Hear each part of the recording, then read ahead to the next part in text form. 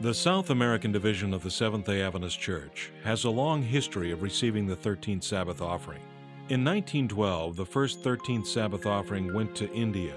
The third went to help build River Plate Academy in Argentina. Today, the school is now River Plate University and is one of the church's major educational institutions in South America, sending medical missionaries all over the world.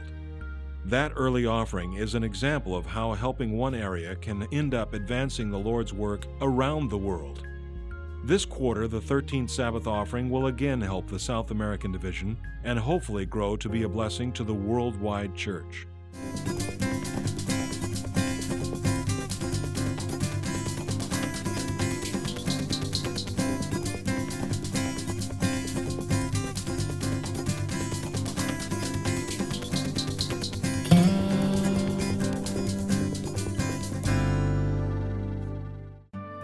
The South American division is growing at a rapid rate with a membership of more than 2.5 million members.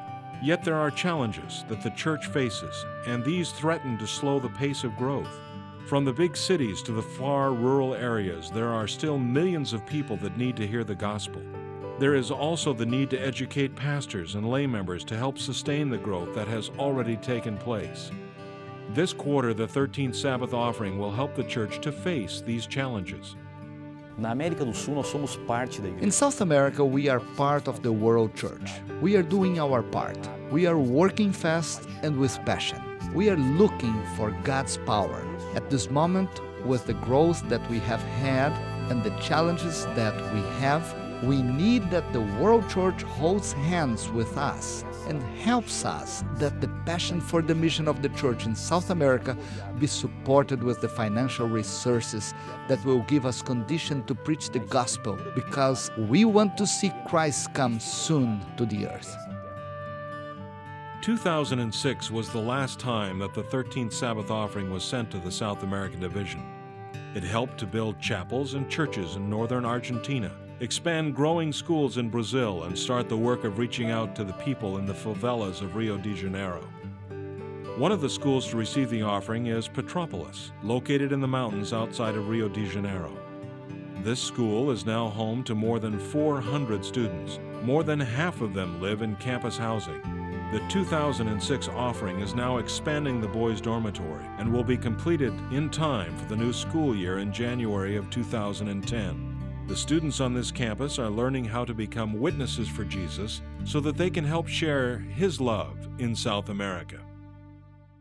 Another area that benefited from your offerings are the people working in the favelas in Rio de Janeiro.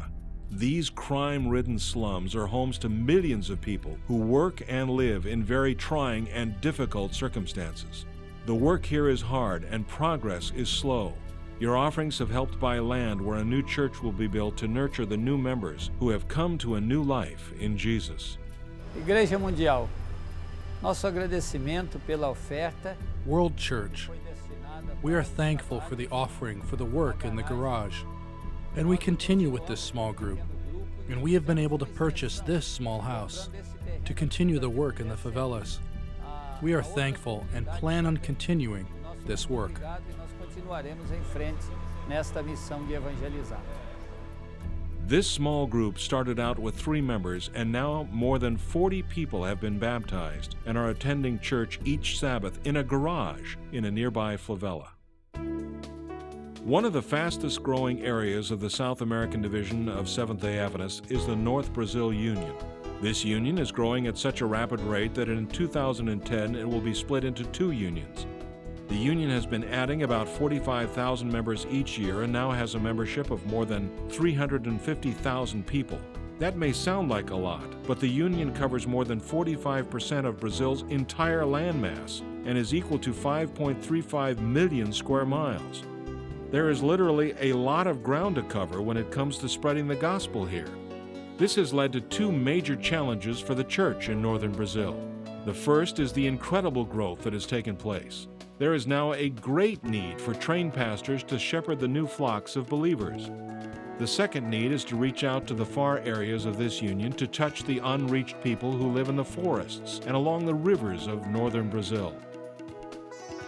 To help prepare workers to support this dramatic growth, The South American Division is building the Adventist Amazon College, which will open its doors to theology students in 2010. A portion of this quarter's 13th Sabbath offering will help to build a dormitory on the campus to house these future pastors. This school will expand to 5 majors and will be home to more than 1,500 students. The buildings are designed to be environmentally friendly with the latest energy-saving techniques to help keep the cost of an education affordable for the students. Currently, Adventist young people have to travel to Sao Paulo, more than 3,000 kilometers away, to attend an Adventist school. Most are forced to attend local public schools where theology training is not available. When the construction is finished, the school will be the major source of new pastors to help grow and nurture the church in northern Brazil. On the western coast of the South American continent is the mountainous country of Ecuador. Its name literally means equator, and it's one of the fastest growing countries in the South American Division.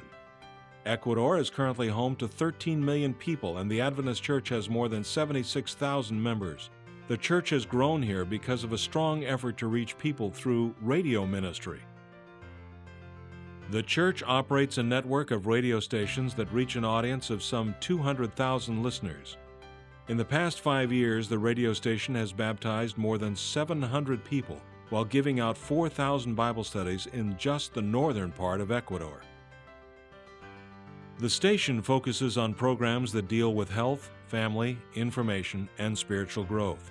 The majority of the audience is educated. Most, some 95%, are not Seventh-day Adventists. Many people listen to the station because it avoids political controversy, frequently aired on most of the other radio stations. The programs are created and broadcast from a small station in Quito, the capital of Ecuador. The staff of 3 people are led by Miguel Martinez, the director of the radio station. He started out as a writer and on-air personality before becoming the station director 5 years ago. Pastor Jorge Cruz is the radio station chaplain who oversees the Bible study program. More than 90 volunteers help give Bible studies and meet with the listeners who have requested visits in their home. One volunteer couple, Yolanda and Augusta, work in the town of Alangasi on the outskirts of Quito. Recently, they visited the home of Maria Roca, who is a single mother. While visiting with Maria, Yolanda suggested that she listen to the Adventist radio station. Maria liked what she heard and soon asked Yolanda and Augusto to study the Bible with her. Now Maria, along with her son and daughter, are baptized members of the Adventist Church. Pastor Cruz says the radio station is a great way to enter the homes of the people in Ecuador. God is in this radio station. A portion of the 13th Sabbath offering this quarter will help to expand the outreach of the radio ministry in Ecuador. Bueno, esperamos que esta ofrenda sea generosa. We hope that this offering will be a generous one because it will be utilized to purchase antennas and repeaters that will link our current radio stations. Las 4 emisoras que hoy tenemos en Ecuador. About a 3-hour drive from Quito is the small town of Santo Domingo de los Colorados. Here the church runs Colegio Adventista del Ecuador, a K-12 school that is also home to 65 seminary students. More than 400 students attend this school.